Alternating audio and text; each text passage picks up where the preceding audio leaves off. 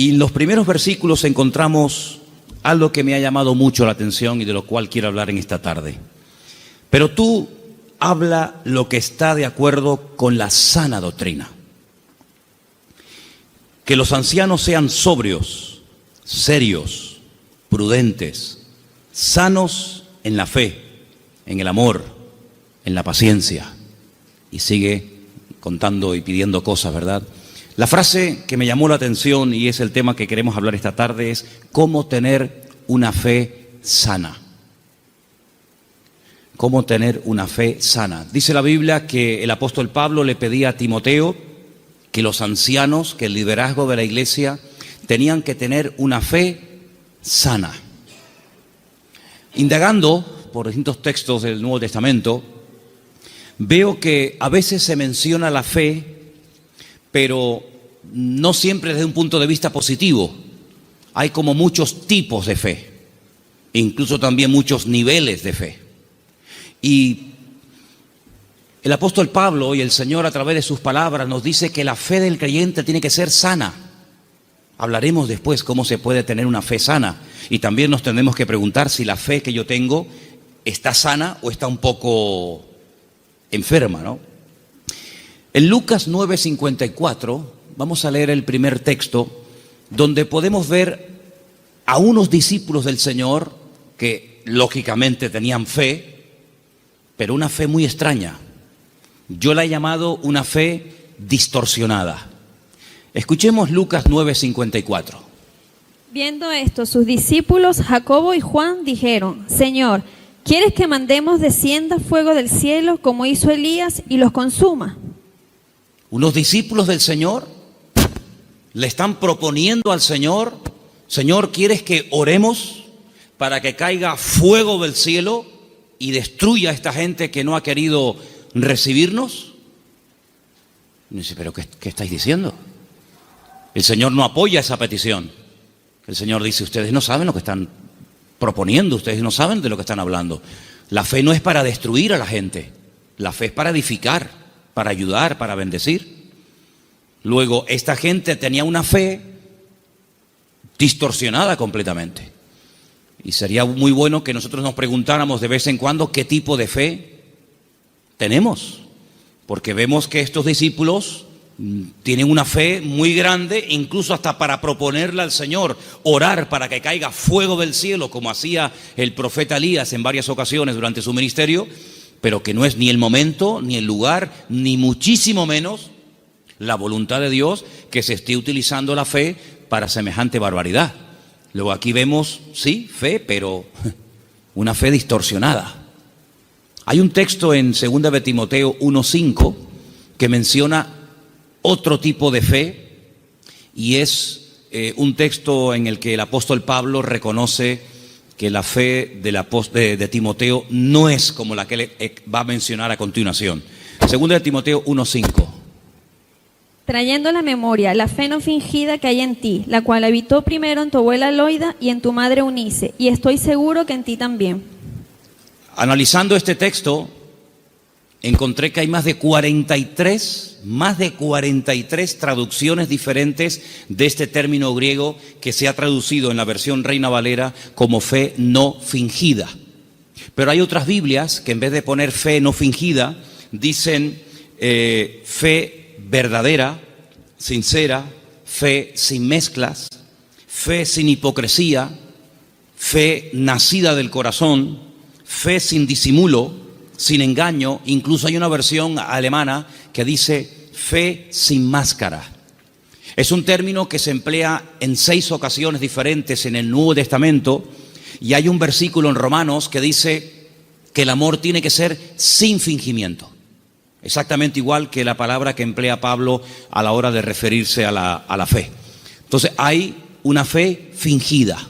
Parece que tiene, pero a la hora de la verdad eso no se puede considerar una fe auténtica.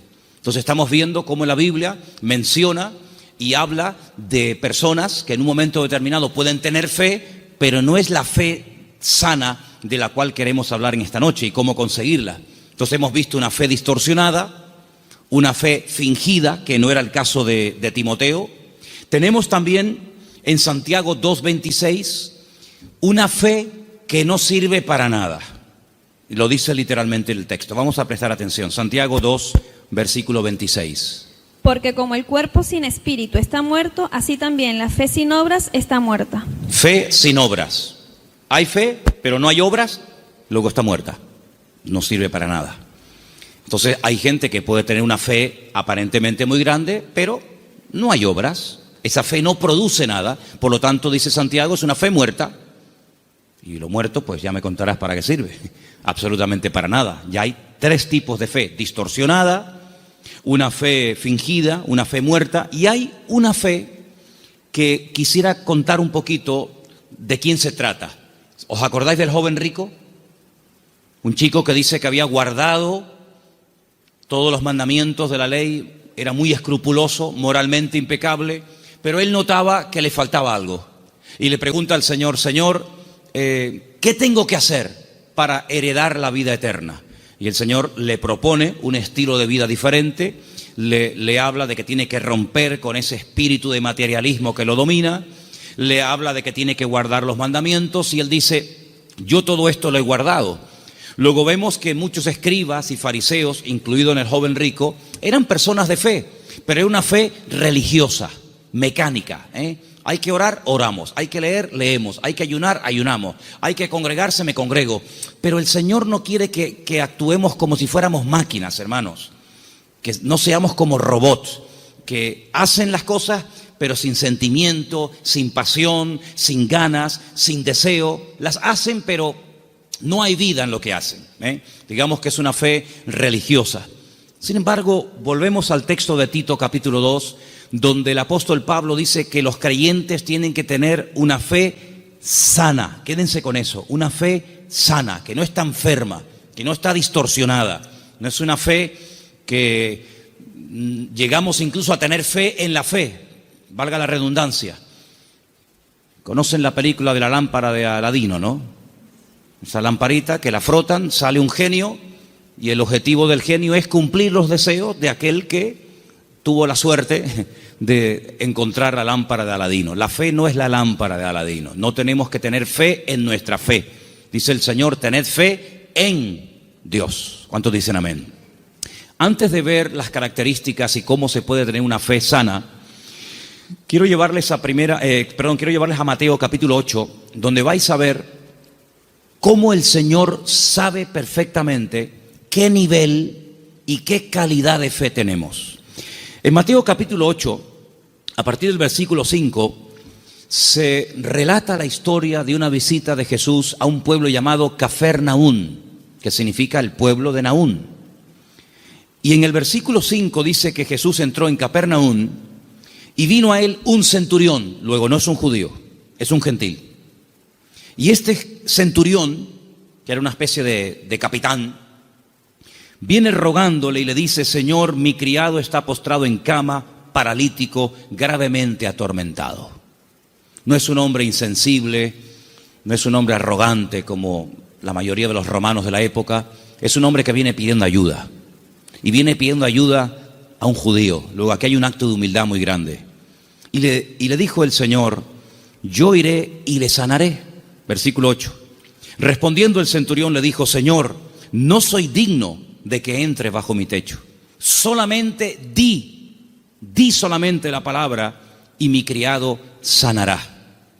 Esto es tremendo.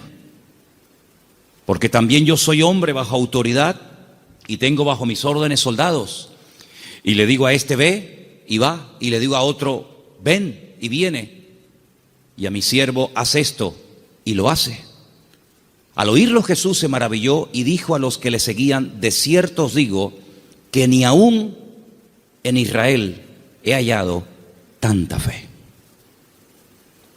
No he encontrado a nadie en el país que tenga tanta fe como este hombre. ¿Qué fue lo que le llamó la atención al Señor Jesucristo de este hombre? Primero, la humildad con la que vino a pedir. No vino exigiendo.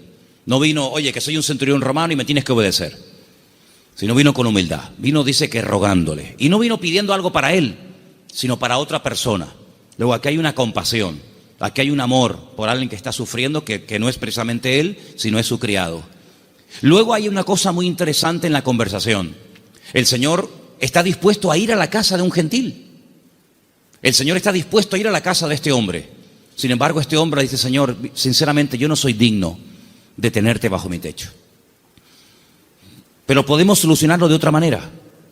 Di solamente la palabra, da solamente la orden de que mi criado sea, y no hace falta ni que te desplaces, no hace falta ni que vengas.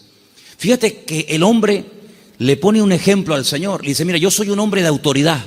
Yo le digo a un soldado que venga y viene, lo digo a otro que vaya o haga esto y lo hace. Por lo tanto, lo que este hombre está diciendo es: yo reconozco tu autoridad. Yo reconozco que cuando tú ordenas algo en el mundo espiritual, se cumple. Por lo tanto, como hago yo en lo natural, hazlo tú en lo espiritual. Da la orden y automáticamente mi criado sanará. Él unió el poder de la palabra, la autoridad de la palabra del Señor, con una fe bien puesta y bien depositada con humildad en el Señor. Y claro, automáticamente recibió la respuesta. Entonces el Señor dice que en todo Israel no había encontrado a nadie que tuviera tanta fe, una fe tan grande, tan firme, tan madura como la de este hombre. Luego, por la forma como habló, por la forma como pidió y se comportó, el Señor se dio cuenta de que este hombre no tenía una fe normal y corriente, sino era una fe, amigo, de categoría. Sin embargo, en el mismo Evangelio según San Mateo, un poquito más adelante, en el capítulo 14, ahora las cosas cambian. Porque en el capítulo 14, a partir del versículo 22, dice la palabra del Señor lo siguiente: Jesús enseguida hizo a sus discípulos entrar en la barca e ir delante de él a la otra tierra, a la otra ribera, entre tanto que él despedía a la multitud. Despedida la multitud, subió al monte a orar aparte, y cuando llegó la noche estaba allí solo. Y ya la barca estaba en medio del mar, azotada por las olas, porque el viento era contrario. Más a la cuarta vigilia de la noche, como a las 3:30 de la madrugada, Jesús vino a ellos andando sobre el mar. Los discípulos, viéndole andar sobre el mar, se turbaron diciendo: un fantasma, y dieron voces de miedo. Pero enseguida Jesús les habló diciendo: tened ánimo, yo soy, no temáis. Entonces Pedro le respondió y le dijo: Señor, si tú eres, manda que yo vaya a ti sobre las aguas. Vamos a ver. Jesús le dijo: ven, simplemente eso, ven. Él, descendiendo de la barca, andaba sobre las aguas para ir a Jesús. Pero, ay amigo, los peros. Al ver el fuerte viento tuvo miedo y, comenzando a hundirse, dio voces diciendo: Señor, sálvame. Al momento Jesús, extendiendo la mano, asió de él y le dijo: hombre de poca fe. Poca fe. Capítulo 8 le dice al centurión: grande, grande es tu fe. Queda maravillado, queda impactado el Señor al ver el nivel de fe que tenía aquel hombre. Sin embargo, a este le dice: hombre de poca fe. Hay otro pasaje muy interesante en los evangelios, ustedes lo conocen perfectamente, donde Jesús está predicando en una casa. Dice la Biblia que fuera hay unos amigos de un paralítico que no pueden entrar. Conocen la historia, ¿verdad? Dice que se suben al techo, no se desaniman, no dicen: bueno, vengamos otro día, tal vez otro día ya no está. Nada los detiene, nada los frena. Descienden al paralítico, entre ellos, y dice la Biblia literalmente: al ver Jesús la fe de ellos. No habla de la fe del paralítico. Al ver Jesús la fe de ellos, le dijo al paralítico, y todos conocemos el resto de la historia. Luego, tal vez nosotros no podemos ver la fe, ni siquiera la nuestra, pero el Señor sabe perfectamente qué nivel de fe tenemos. La fe que tenemos que tener no es una fe cualquiera. No es esa fe que creemos que es una especie de, como dije antes, de lámpara de Aladín o de llave maestra que todo lo puede y todo lo abre. No, no. Tiene que ser una fe sana. Pero ¿cómo se llega a tener esa fe sana? ¿Cuáles son las características de una fe sana verdaderamente en el Señor? Vamos a ver la primera característica que tiene que tener una fe sana. Primera de Pedro, capítulo 1, del 3 al 9. ¿Lo tienes, Vanessa? Vamos a prestar atención a Primera de Pedro 1, del 3 al 9. Bendito el Dios y Padre de nuestro Señor Jesucristo, que según su grande misericordia nos hizo renacer para una esperanza viva por la resurrección de Jesucristo de los muertos, para una herencia incorruptible, incontaminada e inmarcesible, reservada en los cielos para vosotros, que sois guardados por el poder de Dios mediante la fe para alcanzar la salvación que está preparada para ser manifestada en el tiempo postrero, en lo cual vosotros os alegráis, aunque ahora, por un poco de tiempo, si es necesario, tengáis que ser afligidos en diversas pruebas, para que sometida a prueba vuestra fe, mucho más preciosa que el oro, el cual, aunque perecedero, se prueba con fuego, sea hallada en alabanza, gloria y honra, cuando sea manifestado Jesucristo, a quien amáis sin haberle visto, en quien creyendo, aunque ahora no lo veáis, os alegráis con gozo inefable y glorioso, obteniendo el fin de vuestra fe, que es la salvación de vuestras almas. Amén. ¿Os dais cuenta? La primera característica de una fe sana es que tiene que ser probada. Si no quieres tener una fe probada, jamás sabrás qué tipo de fe tú tienes. Mientras no hay problemas, no se sabe si verdaderamente tú eres una persona madura o inmadura. No se sabe. Es como cuando antiguamente te entregaban la cartilla cuando terminabas de hacer el servicio militar y te ponían comportamiento, bueno, malo, excelente, regular, lo que fuera, disposición a la hora de actuar o en fin, las distintas, no materias, sino las distintas características que se pretendía o se suponía que había en un soldado. Generalmente, a menos que fuera tiempo de guerra, el apartado del valor se dejaba en blanco, porque no hubo ocasión de mostrar el valor. La obediencia sí, la fidelidad, la puntualidad, la uniformidad, pero el valor era una casilla que se dejaba en blanco. Ahora, si hay una guerra, si te tienes que jugar la vida, si tienes que salir a campo abierto, entonces se sabe si ese soldado tenía o no tenía valor.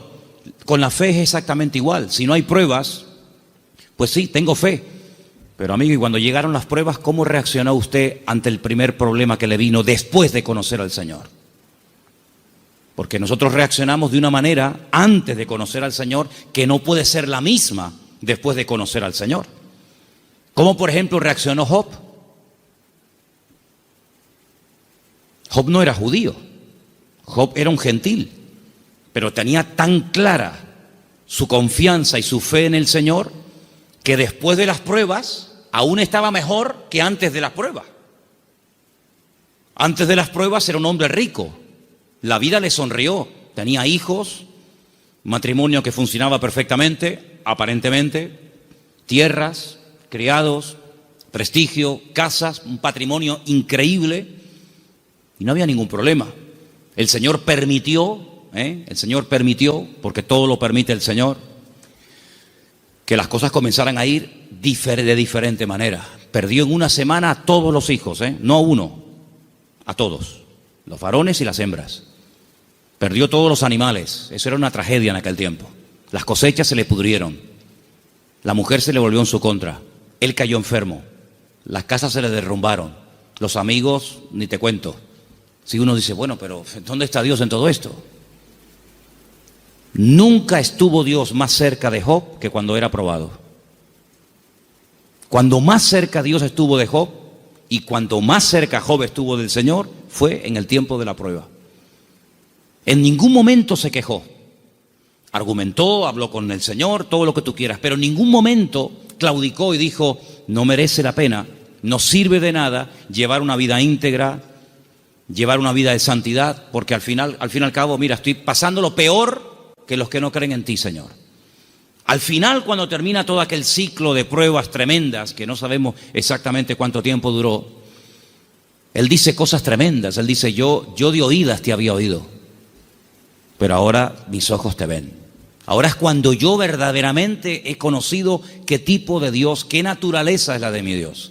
Ahora he experimentado la fidelidad de Dios. Ahora he experimentado la sanidad del Señor. Ahora he experimentado el consuelo del Señor. Y por eso, claro, él dice esa famosa leyenda, esa famosa frase, aunque Dios me mate, lo voy a seguir adorando, porque yo sé que mi Redentor está vivo. Entonces las pruebas no lo destruyeron, al contrario, lo fortalecieron de tal manera que al final él tiene que orar por los demás y nadie por él, porque solamente venían a cuestionarle, a criticarle, a poner el dedo en la llaga y bueno, a decir todo tipo de barbaridades. Por lo tanto, la fe sana, la fe verdadera, tarde o temprano, ha de ser probada. Y dice la Biblia que la actitud que tenemos que tener ante las pruebas es de gozo. No es encima, ¿sí? Encima. Tener por sumo gozo cuando os halléis en diversas pruebas, sabiendo que la prueba de vuestra fe produce paciencia. Porque una fe, para que sea sana, tiene que tener un ingrediente indispensable y es paciencia. La fe sin paciencia puede convertirse en temeridad.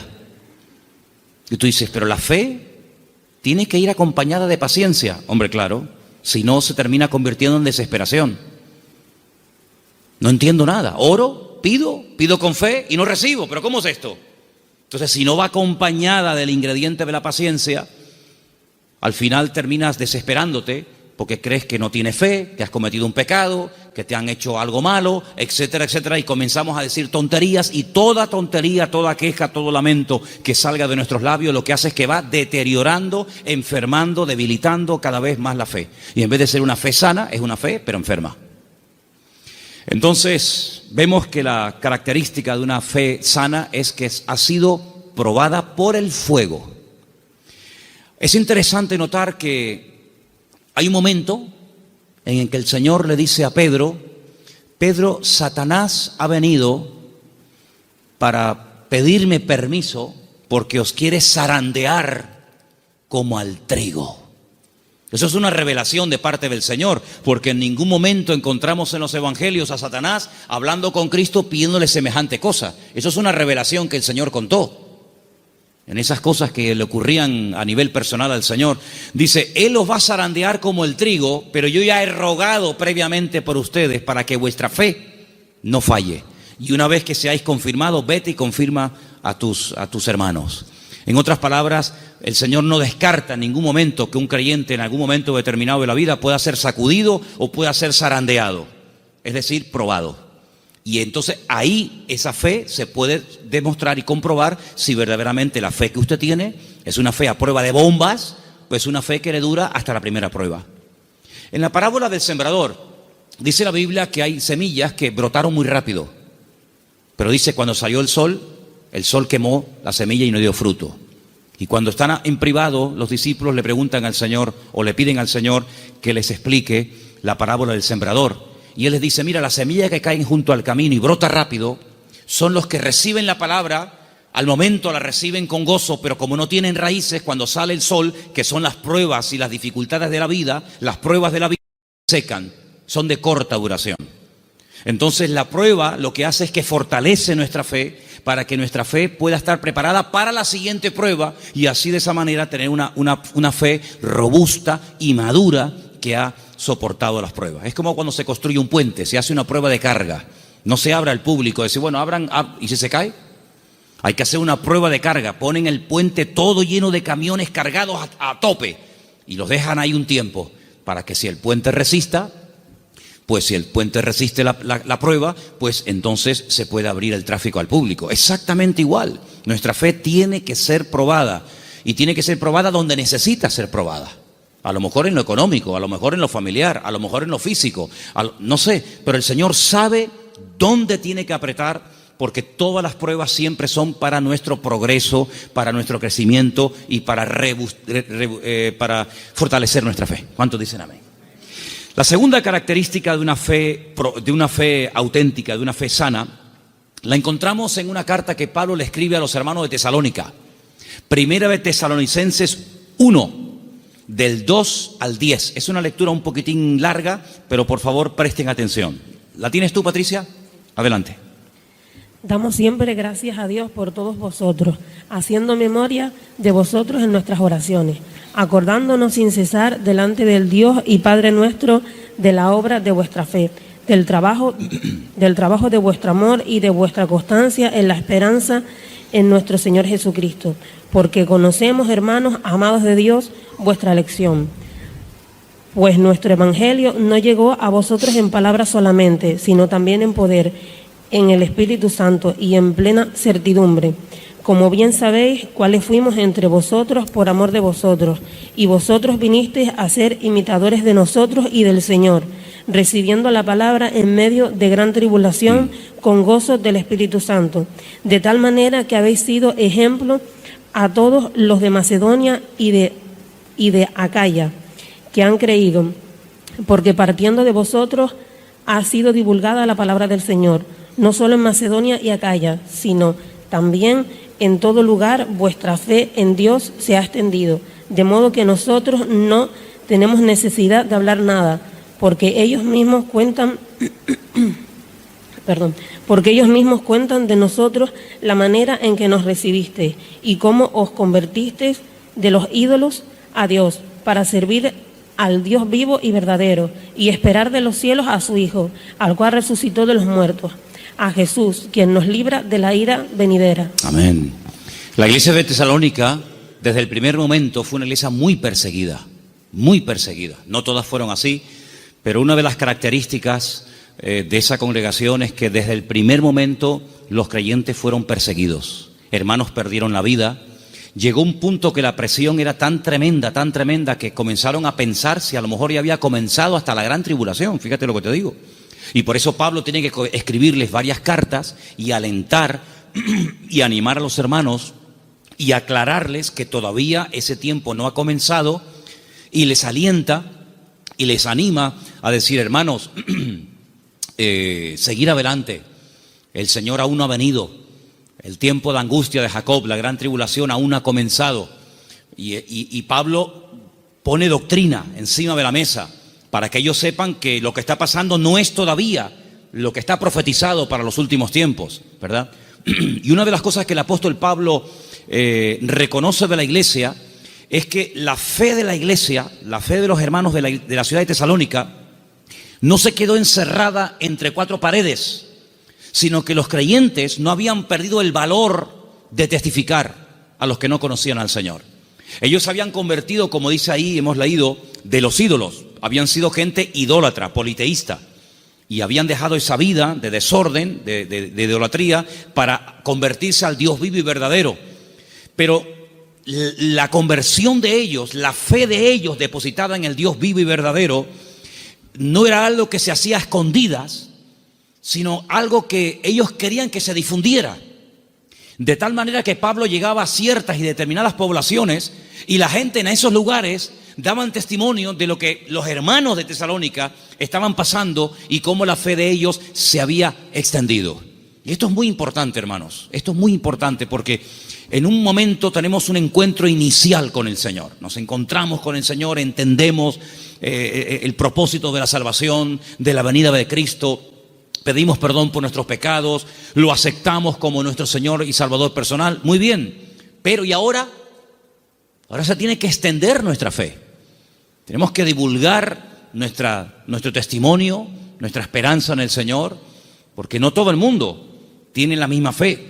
No todo el mundo ha tenido la misma experiencia que tú has tenido, y por eso es muy importante que abramos la boca para que podamos decir a la gente: oye, que hay una esperanza, que hay un remedio, como vimos el domingo, que hay un camino, una verdad y una vida. Y los tesalonicenses no dijeron: bueno, mira, vamos a quedarnos callados porque nos están maltratando, nos están matando, nos están torturando. No importa, vamos a seguir hablando, vamos a dar testimonio de la fe en nuestro Señor Jesucristo. Esa es otra característica indispensable de una fe sana, que no solamente soporta la prueba con gozo y que la utiliza como plataforma para crecer y para acercarse más al Señor, sino que además es una fe que no es muda, no es una fe invisible. Usted sabe que la tiene, pero nadie se ha enterado en la familia, nadie se ha enterado en el barrio. No, yo abro mi boca y extiendo y proclamo la fe, la obra que el Señor ha hecho en mi vida. Esa es otra característica de una fe sana. Un creyente que no testifica no es normal. No es creyente que un creyente que tiene el gozo del Señor y que ha pasado de muerte a vida, pasen los días, las semanas y se le pase la vida y no comparta su fe y su testimonio con nadie. Eso no es una fe sana, es una fe enferma. Otra característica de una fe sana, quiero leer en Santiago. Voy a leer este pasaje yo, si no les importa, en capítulo 2, a partir del versículo 14. donde Santiago habla de algo muy importante relacionado con la fe. Dice, hermanos míos, Santiago 2:14, ¿de qué aprovechará si alguno dice que tiene fe y no tiene obras? ¿Podrá la fe salvarle? Si un hermano o una hermana están desnudos y tienen necesidad del alimento de cada día, y alguno de vosotros les dice, id en paz, calentaos y saciaos, pero no les dais las cosas que son necesarias para el cuerpo, ¿de qué aprovecha? No, hermanos, déjenme que diga esto. Decimos, bueno, pero ¿no es el Señor el que suple nuestras necesidades? Sí, pero muchas veces el Señor puede suplir nuestras necesidades a través de nuestros hermanos. A veces cuando veo a un señor mayor o a alguna persona en un parque, en una plaza, dándole de comer a los pajaritos o a las palomas, a mí siempre me viene a la cabeza el texto que dice, hombres de poca fe, mirad las aves del cielo que ni siembran ni hilan, ¿no las alimenta vuestro Padre Celestial? Y yo digo, fíjate, este hombre sin darse cuenta, o a lo mejor sí, no sé, está siendo el instrumento que hoy el Señor está utilizando. Él cree que le sobraban unas miguitas de pan duro y las trae al parque para entretenerse, pero él no se está dando cuenta de que ese montón de pájaros, el Señor los está alimentando a través del detalle de este hombre. Entonces puede ser que el Señor te puede utilizar a ti en un momento determinado y a través de tu vida, cubrir la necesidad, suplir la necesidad de algún hermano. Entonces dice, así también la fe, si no tiene obras, es muerta en sí misma. Una de las fe que comentamos antes. Versículo 18. Pero alguno dirá, tú tienes fe, yo tengo obras. Muéstrame tu fe sin tus obras y yo te mostraré mi fe por las obras. Tú crees que Dios es uno y bien, haces bien. También los demonios creen y tiemblan. Mas ¿quieres saber esto, hombre vano, que la fe sin obras es muerta? ¿No fue justificado por las obras nuestro padre Abraham cuando ofreció su hijo Isaac sobre el altar? ¿No ves que la fe actuó juntamente con sus obras y que la fe se perfeccionó por las obras? Y se cumplió la escritura que dice, Abraham creyó a Dios y le fue contado por justicia y fue llamado amigo de Dios. Vosotros veis pues que el hombre es justificado por las obras y no solamente por la fe. Asimismo también Rahab la ramera no fue justificada por las obras cuando recibió a los mensajeros y los envió por otro camino, porque como el cuerpo sin espíritu está muerto, así también la fe sin obras está muerta. Luego, una característica de una fe sana, que es lo que nos interesa y estamos hablando esta noche, es que es una fe que produce, una fe que hace obras. No es una fe teórica. No, yo creo pero no hago nada. No, es una fe que hace obras. ¿Cómo se sabía que Abraham tenía fe en el Señor?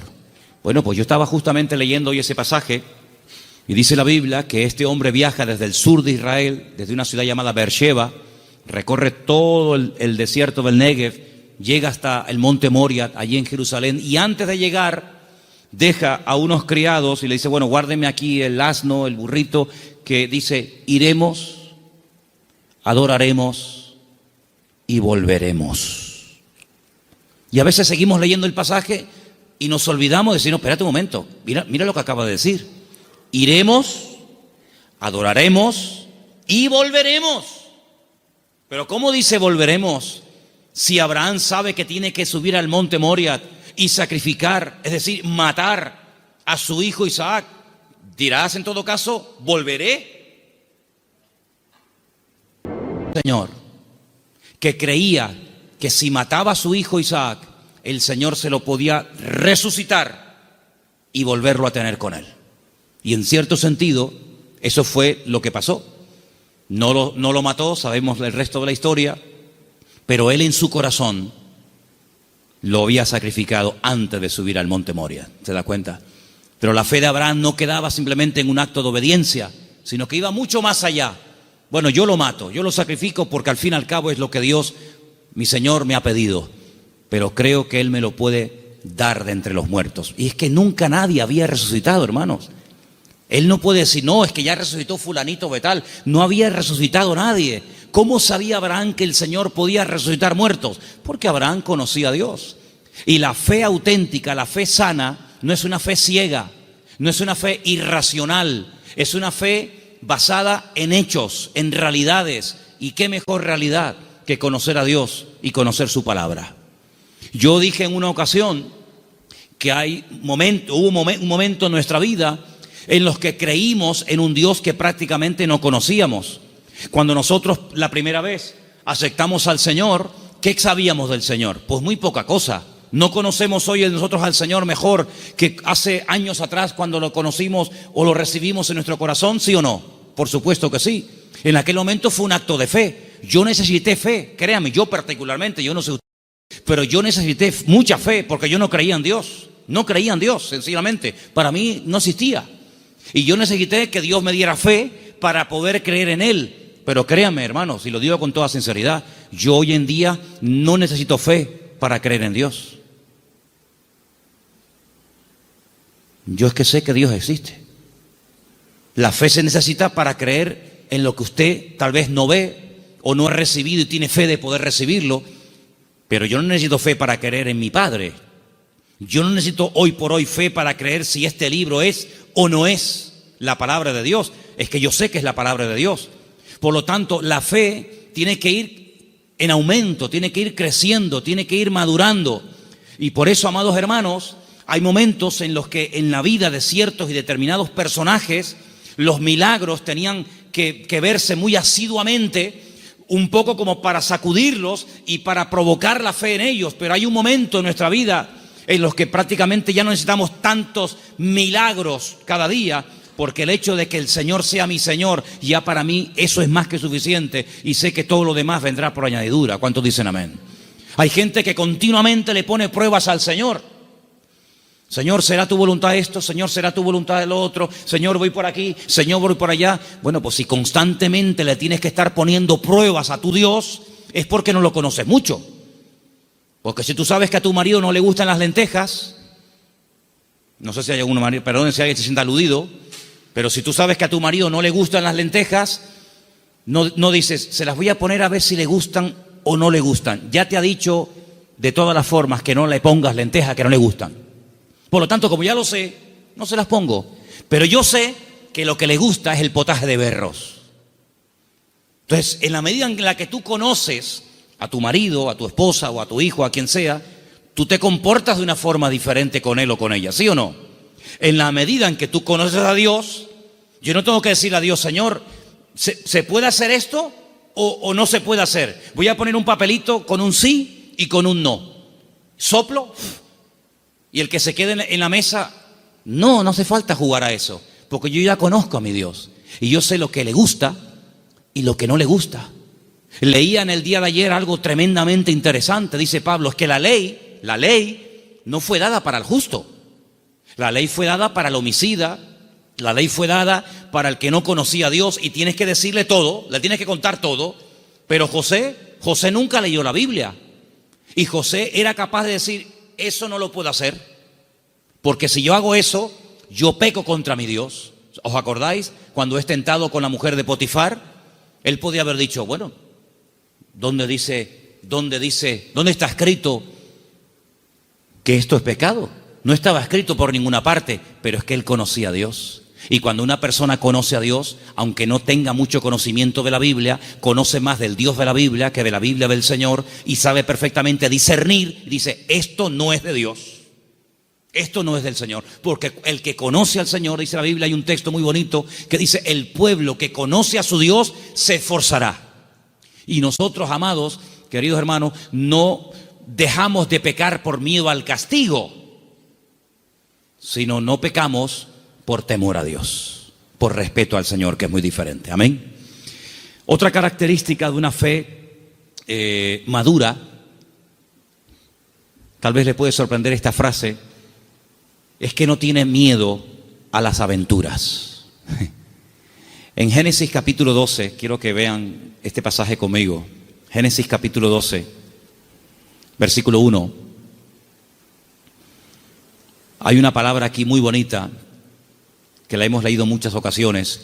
Dicen que el padre de Abraham era, ¿cómo se llamaba el padre de Abraham? Hola.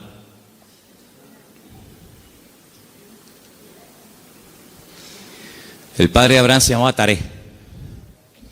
Y cuenta la leyenda que el padre Abraham Taré podía ser una persona muy importante en el ejército de Nimrod. ¿Y quién era Nimrod? Uno de los peores personajes de la historia. Terrible, terrible. El primer hombre poderoso de la tierra. Un tipo de anticristo, para que me entendáis. Un hombre idólatra, un hombre tremendo. Y hay muchas leyendas y muchas historias, no solamente en el pueblo de Israel, sino en el mundo árabe y en otras culturas que hablan mucho de Abraham, porque Abraham es el personaje que le cae bien a todo el mundo. Le cae bien a los árabes, le cae bien a los cristianos, le cae bien a los judíos. Es un personaje que todo el mundo lo quiere. Es el padre de todos. Y hay una leyenda que dicen que un día el padre de Abraham, que era vendedor también de ídolos, se fue y dejó a Abraham al cargo de su tienda de imágenes. Y Abraham rompió todos los ídolos de su padre menos uno. Y cuando el padre viene, le pregunta al hijo: hijo, ¿pero qué has hecho? Me has roto todos los ídolos, todas las imágenes. Y le dice: no, lo que pasa es que vino una señora con un plato de comida para ofrecer una ofrenda a los ídolos. Y como este ídolo, que es el más poderoso que tú tienes, no quería compartir la comida con los demás, los destruyó a todos y se comió la comida a él. Y le dice el padre: pero hijo, ¿qué cuento me estás contando? Si son ídolos de piedra, son incapaces de hacer esto. Y Abraham le dice: pues papá, si tú mismo has reconocido que son ídolos de piedra que no puedan hacer esto, ¿por qué los adoras? Es una leyenda que cuentan los árabes, ¿no? Hablando acerca de la fe de Abraham. Pues este hombre, cuando vivía en aquella tierra, versículo 1, Génesis 12:1, dice: el Señor le había dicho. Fíjate el tiempo del verbo. No está llamando el Señor ahí a Abraham. Dice: ya le había dicho. Es como, oye, que ya te he dicho, ya te lo dije el otro día, te lo estoy recordando. Ya el Señor le había dicho a Abraham. ¿Qué le había dicho? Vete de tu tierra, de tu familia o parentela, de la casa de tu padre, a la tierra que yo te mostraré. Fíjate que el primer verbo está en pasado y el último está en futuro. Ya le había dicho el Señor: a la tierra que yo te mostraré. ¿A dónde voy? No lo sé, yo te lo mostraré, ya te lo diré. Pero hay una promesa, entre el cumplimiento de la promesa y la obediencia, hay una palabra muy interesante. Dice: yo haré de ti una nación grande. Te bendeciré, te engrandeceré. Engrandeceré tu nombre, serás bendición. Bendeciré a los que te bendigan, y a los que te maldijeren, maldeciré. Serán benditas en ti todas las familias de la tierra. Y se fue Abraham como el Señor lo había dicho. Entonces vemos que este hombre, en base a una promesa, en base a una orden de parte del Señor, él emprende una aventura. Y por eso este punto que he dicho, que para tener una fe sana, uno tiene que estar dispuesto a correr aventuras con el Señor. No podemos tener todo bajo control. Hay creyentes que todo lo quieren tener bajo control. Y eso es totalmente imposible. Quiero tener bajo control las facturas, lo que tengo que pagar, lo que tengo que hacer, lo que tengo que decir. Tengo que tener, hermano, en la vida de un creyente verdadero, tienes que dejar una puerta abierta a la vida de fe, a una vida de aventura. Esto no tiene ni pies ni cabeza, diría un padre a un hijo. Pero hijo, ¿a dónde va? Es que no lo sé, padre. Pero, ¿qué sentido tiene esto? Yo leía hoy una frase en un libro que la tengo por aquí apuntada y me llamó mucho la atención y la quiero compartir con ustedes. Y la frase que leía dice: lo que nosotros llamamos seguridad muchas veces no es más que un freno para una vida de fe. Esto me impactó muchísimo, No, es que hay que tener una seguridad en la vida, tú. Ya, oye, ya no tengo 20 años, ya tengo una edad y uno ya tiene que ir pensando las cosas. Me parece muy bien. Pero cuando vamos a la palabra de Dios, nos encontramos que a veces Dios llama a gente ya con 80 años. Y tú dices: ¿pero dónde va este hombre con 80 años? Pues tú no ves que cuando tú eras joven lo intentaste y fue un fracaso lo que hiciste, que incluso hasta terminaste matando a una persona. Y el Señor llama a un hombre que en el pasado ha fracasado y se ha refugiado como un prófugo en el desierto, cuidando ovejas que no son ni de él. Y ahora tengo que volver atrás. ¿A qué? Hacer la voluntad de Dios. Pero en esta ocasión no como tú la quisiste hacer en tu yo, en tu ego, sino hacerla en mi nombre. Y lo manda a Moisés, a Egipto, con 80 años. Y Abraham le da unas promesas increíbles con una edad que uno dice, ¿y por qué no le dio estas promesas cuando tenía 18, 20 o 30 años? ¿Por qué esperó tanto el Señor en sorprender y en usar a este hombre? Hermanos, nosotros no somos los que ponemos los tiempos los pone el Señor. Por eso les dije antes que un ingrediente indispensable de una fe sana es la paciencia. Una fe que no va acompañada de paciencia te puede crear problemas a ti personalmente. Porque cuando tú pides y cuando tú oras y no recibes, la Biblia dice que si pedimos y no recibimos, se puede convertir en un tormento al alma, en un tormento al corazón. Y por eso el que tú pidas no significa que inmediatamente tus órdenes se tienen que cumplir. Vuelvo a repetir el ejemplo de antes. La fe no es la lámpara de Aladino. Encomendamos al Señor nuestra vida, nuestras situaciones, confía en Él y Él hará, decía el Salmo 37, ¿os acordáis? Entonces, una fe sana tiene que ser probada, tiene que extenderse, no puede quedar ahí reducida, anclada, encerrada herméticamente en tu vida. Es una fe que produce obras, es una fe que es que por lo que haces se nota que tiene fe. Hombre, vamos a ver, un hombre que está dispuesto a sacrificar a un hijo, ¿qué más prueba que ello? Cuando le dice el Señor a ese hijo el día de mañana, quédate en Beersheba y siembra en el desierto, y este hombre siembra en el desierto y no cuestiona a Dios diciendo, oye, pero ¿cómo que siembra en el desierto? Esto es un disparate, es una locura. ¿Cómo voy a sembrar la semilla? ¿Cómo voy a sembrar semillas en arena? Y el hombre lo hace y Dios lo prospera, ¿verdad? Vemos en la Biblia que hay momentos en los que Dios le dice a la gente, oye, ¿tú estás dispuesto a ir en contra de la corriente? ¿Tú estás dispuesto a hacer lo que yo te diga, aunque aparentemente sea un disparate? A ese tipo de vida no tenemos que cerrarnos. Yo no digo que tengas que ir por ese camino toda tu vida, pero no descartes la posibilidad de que en un momento Dios te lleve la contraria. ¿Puede el Señor llevarnos la contraria? ¿Puede el Señor sorprendernos a estas alturas? Quiero decirles algo que llevo tiempo queriendo decirlo y siempre se me olvida. Siempre se me olvida. Cuando llego a casa digo, pero si yo vine de Galicia y quería decirles esto y todavía no se lo he dicho. Ahora me acaba de venir a la cabeza y se lo voy a decir. Fui a predicar un día a una iglesia en Galicia. No voy a decir ni el sitio porque sabe Dios a dónde llegan estas predicaciones.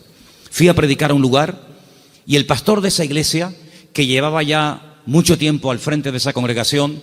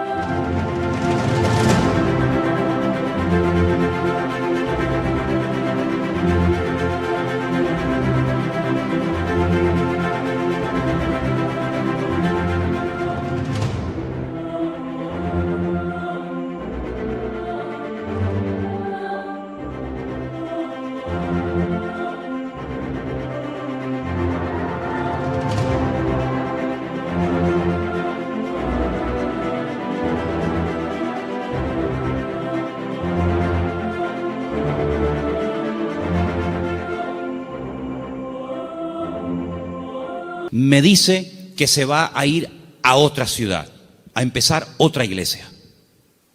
Digo, muy bien. Y él sigue hablando y me dice, es que esta iglesia en la que yo ya he estado años, yo creo que ya ha dado todo lo que tenía que dar.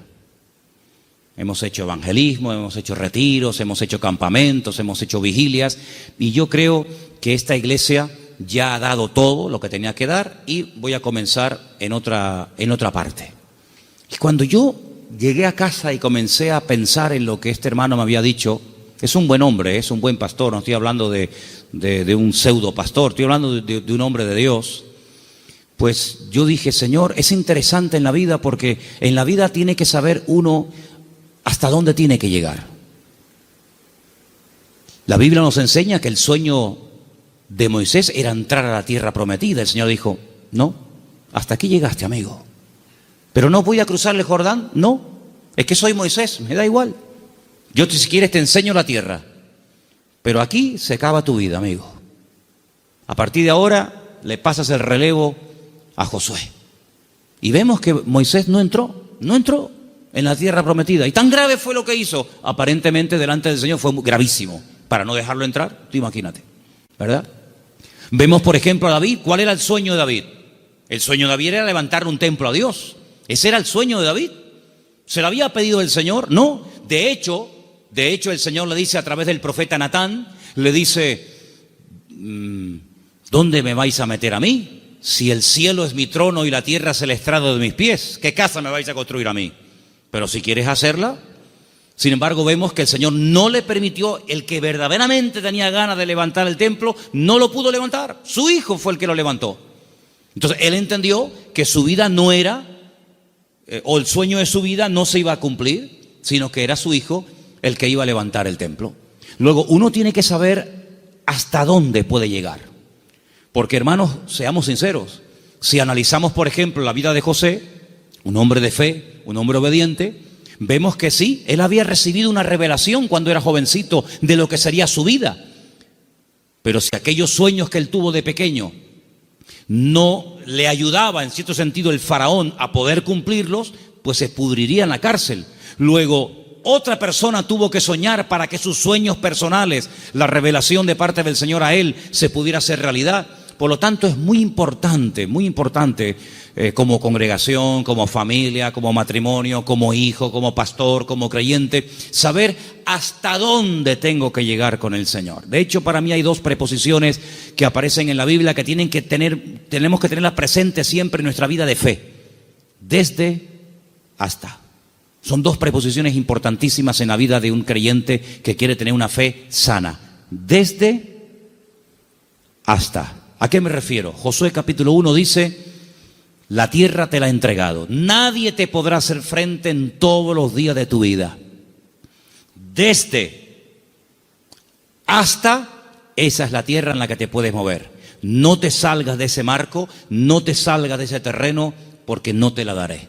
De hecho, ha habido momentos en la historia en los que Israel ha conquistado terreno que tiempo más tarde ha tenido que devolver, porque no entraba dentro del desde, hasta, ¿verdad? Cuando en una de las guerras conquistó la famosa península del Sinaí, la península del Sinaí no entraba dentro de las promesas del Señor y la tuvo que devolver, ¿verdad? Y sabemos que la península del Sinaí no pertenece a Israel.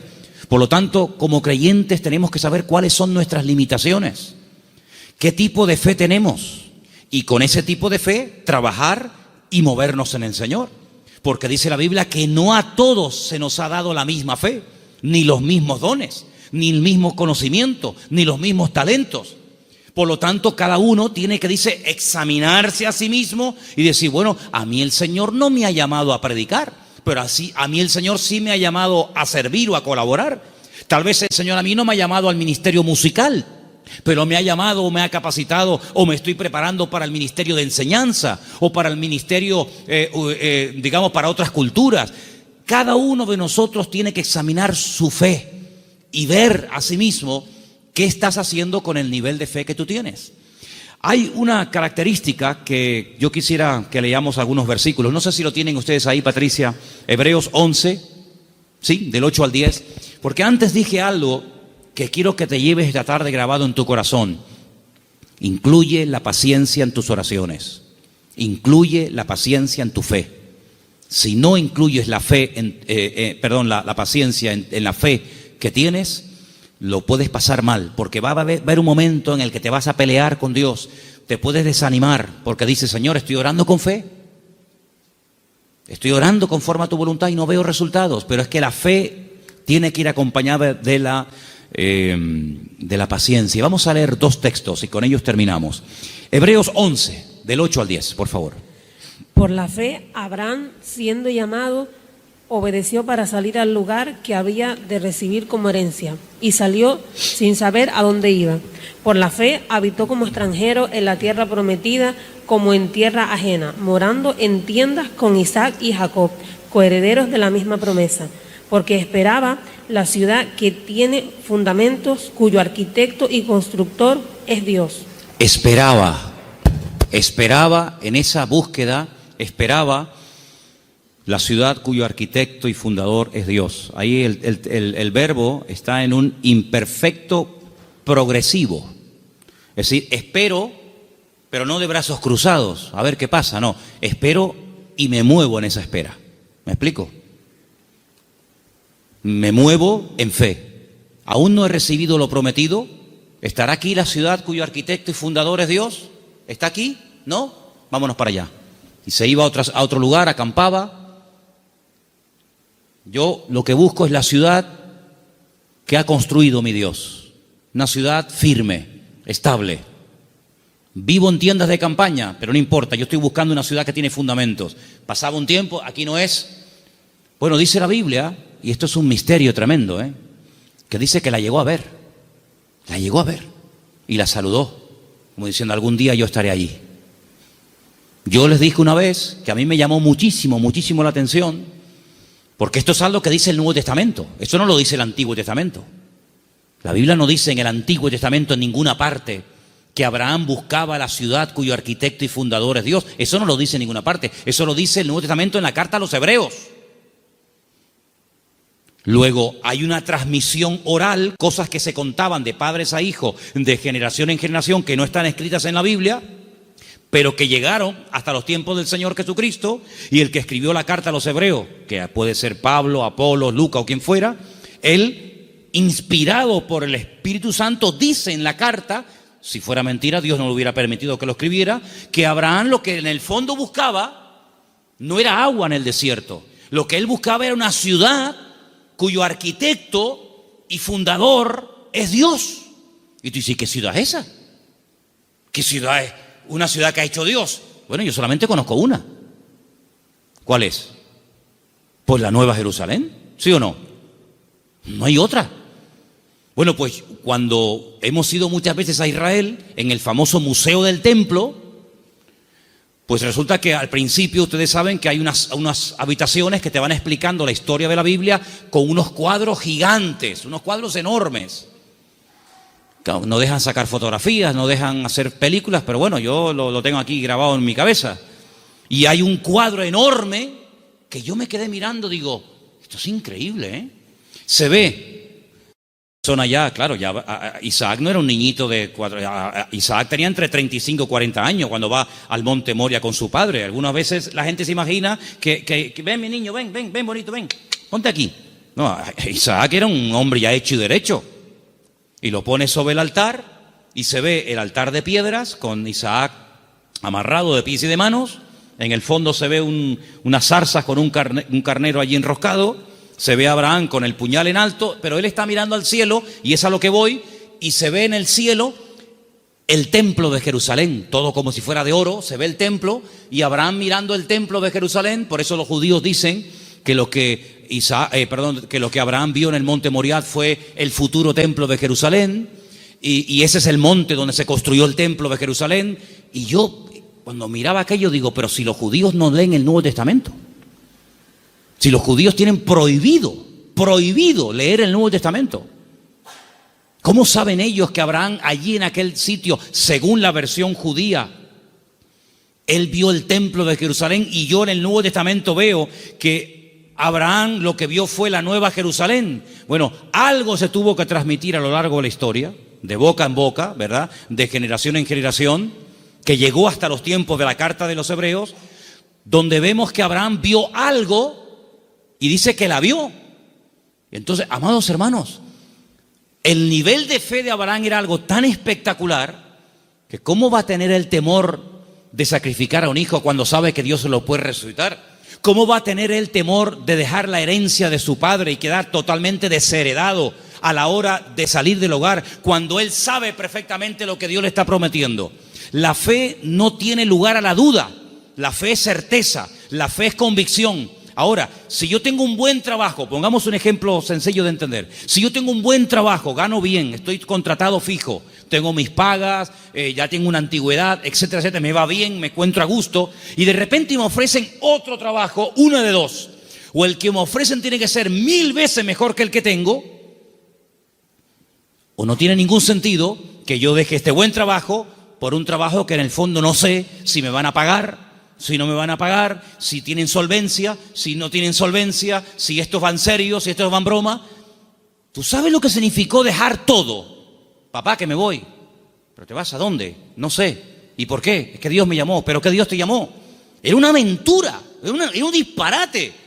Pero un disparate para el hombre que tiene una fe enferma. Un disparate para el hombre que se pone encima de una mesa y empieza a sacar cálculos y saca la calculadora y dice, esto es un disparate, esto no va a funcionar bien, esto no tiene ni pies ni cabeza. Para el hombre natural, dice la Biblia, que las cosas de Dios son un disparate, son locura. Pero para el hombre que tiene el Espíritu de Dios, dice que la fe te permite, hay distintos niveles, ¿verdad? Hay un momento en el que la fe, si crece, si madura, si se extiende, una fe probada, etcétera, te permite ver por la fe y llamar las cosas que no son como si ya fuesen. Tú imagínate que yo mañana llego aquí y les digo, hermano, a partir de ahora me llamo Daniel, ya no me llamo Manolo. Sería un choque, ¿no? Sería un impacto. Bueno, pues eso fue lo que tuvo que hacer Abraham, convencer a su mujer de que ahora Dios le cambió el nombre, convencer a sus 300 criados. Y encima el nombre que Dios le ha puesto es un nombre que tiene que ver con algo que no es real. Si le hubiera puesto un nombre que significaba anciano, pues oye, te pega como anillo al dedo porque eres un viejito. O si te hubiera puesto un nombre que no sé, pero es que le puso un nombre que significaba padre de multitudes. Y claro, más de uno habrá dicho, pero bueno, es que este hombre este hombre va de mal en peor. Se pone un nombre que no tiene nada que ver con la realidad, pero es que la fe te permite estar por encima de lo que llamamos realidad. Porque yo pregunto, ¿la realidad cuál es? ¿La que vivimos o la que Dios quiere que vivamos?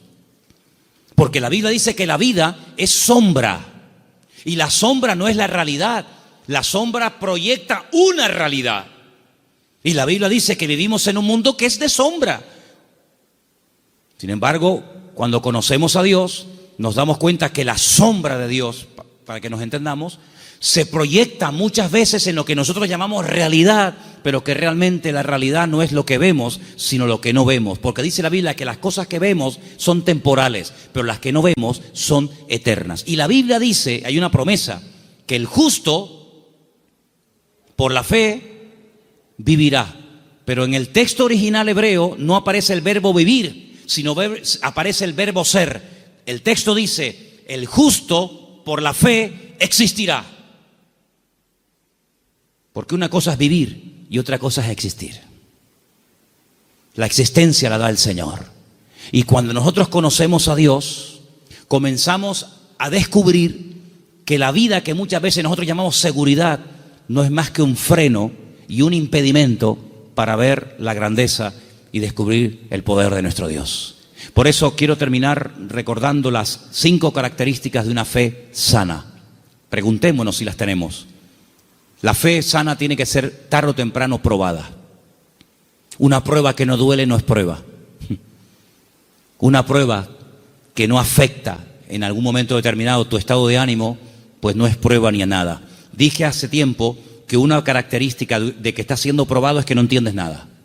Si entiendes, no te estás probando el Señor. Si lo entiendes, no es una prueba. Una característica de que estoy siendo probado es que no entiendo lo que me está pasando. Eso es una prueba. La segunda característica es que es una fe que se extiende. No es una fe hermética encerrada en sí misma. Es una fe que actúa, que hace obras. Y por la forma como actúa, te das cuenta de que detrás de esa actuación hay una fe. Hay una frase que leí esta semana, que también la tengo apuntada aquí, que dice: todo esfuerzo realizado siempre obtiene resultados. Es buenísima, no me digan, ¿eh? Todo esfuerzo realizado siempre obtiene resultados. Tú te esfuerzas por el Señor, ¿verdad? Tú ejercitas la fe y automáticamente Dios lo premia. Tercera o cuarta característica, que la fe sana tiene que ir acompañada de paciencia. Dice la Biblia que Abraham esperaba pacientemente. Y finalmente la fe sana está dispuesta a la aventura. En Hebreos 10, del 12 al 13, quiero que lo leamos todos juntos, por favor. Hebreos capítulo 10, Hebreos 10, del 12 al 13. Hay unos versículos muy interesantes que los he dejado para el final, para que medites en ellos y te los lleves esta noche en tu corazón. Repito, Hebreos capítulo 10, del 12 al 13. ¿Lo tienen, hermanos? Bueno, creo que lo estamos poniendo ahí, ¿no? Perfecto. Léelo conmigo. Pero Cristo, habiendo ofrecido una vez para siempre un solo sacrificio por los pecados, se ha sentado a la diestra de Dios. versículo 13. De ahí en adelante, esperando hasta que sus enemigos sean puestos por estrado de sus pies. Esperando. Es la misma palabra que aparece cuando dice que Abraham esperaba la ciudad cuyo arquitecto y fundador es Dios. Ahora fíjate esto. Cristo muere, cumple todo lo que tiene que cumplir, derrama su sangre, resucita al tercer día, asciende a la gloria, se sienta a la diestra de Dios Padre, y yo pregunto, ¿y ahora qué? Lo hemos leído esta noche. Él está esperando que todos y cada uno de sus enemigos sean sometidos y puestos bajo la planta de sus pies. Si mi Señor, después de todo lo que hizo, su muerte, su resurrección, la victoria sobre el pecado, sobre el diablo, etcétera, si Él después de todo ese tremendo sacrificio está esperando sentado a la diestra de Dios Padre, ¿por qué a nosotros a veces nos cuesta tanto esperar una oración que la hicimos la semana pasada y queremos que ahora nos responda el Señor? ¿Cuánto tiempo lleva esperando el Señor Jesucristo? Bueno, en número redondo, 2000 años. Porque aún hay enemigos que no están sometidos. Dice que el último, un día si quieren podemos hacer la lista de los enemigos que tienen que ser dominados y controlados y sometidos a la planta de los pies del Señor. Dice que el último, después de haber superado todo, el último enemigo que será superado y vencido para siempre será la muerte. De momento la muerte no ha sido vencida en el sentido de que todavía los seres humanos siguen muriendo, incluidos los cristianos. Y dice la Biblia que algún día la muerte no existirá más. Llegará un momento en el que la muerte, llegó tu muerte, hasta aquí llegaste, amiga. Por lo tanto, si el Señor está esperando, imitemos al Señor. Él ora, Él intercede. Hay oraciones que el Señor Jesucristo le hizo al Padre cuando subió a la diestra, y una de ellas fue: Padre, envíales el Consolador. No dijo Él: yo rogaré al Padre para que os envíe otro Consolador, para que esté con vosotros para siempre. ¿Lo habéis leído, sí o no? Esa oración fue contestada en pocos días. Asciende, el Señor Jesucristo le pide al Padre que envíe el Espíritu Santo a los que quedaron en la tierra, lo envía. Pero hay otras muchas cosas que aún todavía el Señor está esperando que se solucionen, que se venzan, y después vendrá el Señor. Por lo tanto, vemos que la fe tiene que aprender a esperar. No solamente tiene que tener la confianza y la perseverancia, sino que una fe sana es una fe que sabe esperar. Pero no es una espera en vano, no es una espera inútil. Es una espera que merece la pena, porque merece la pena esperar en el Señor. ¿Cuántos dicen amén? Cierra tus ojos en esta noche y pidámosle al Señor: si mi fe está distorsionada, si mi fe está muerta, si mi fe no produce, si mi fe está estancada, Señor, sáname la fe. Que mi fe no sea una fe enferma, sino una fe viva, una fe robusta, madura. En otras palabras, una fe sana, aleluya. Que sea una bendición para mi vida y para los que me rodean. Una fe contagiosa, una fe que trae ánimo, una fe que trae fortaleza al espíritu. Una fe que me ayuda a superar los traumas, los problemas, las tristezas, las amarguras, las pérdidas. Una fe que me ayuda a llamar las cosas que no son como si ya las estuviera teniendo ahora mismo y disfrutando de ellas.